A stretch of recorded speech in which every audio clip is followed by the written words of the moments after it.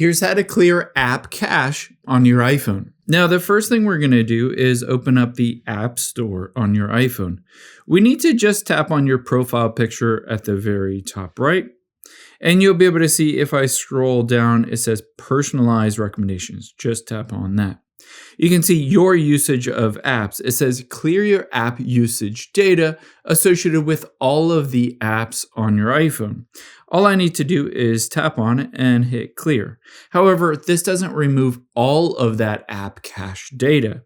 Let's hop out of here after we've done that, and next just open up the settings.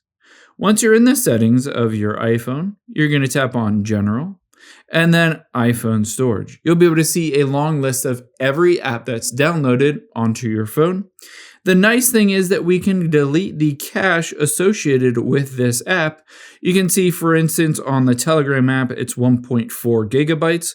All I need to do is offload this app and then reinstall it. By doing this, it force updates it, but more importantly, it clears out all the cache and temporary files. After you've done going through the process of updating that app, you'll be able to see instead of 1.4 gigabytes, it will start to drop off to a smaller size. So again, go through all of the apps. I like to do this for any app that's over 1 gigabyte. Just offload it and reinstall it. And after it's been fully reinstalled, you'll be able to see all of that cache is deleted.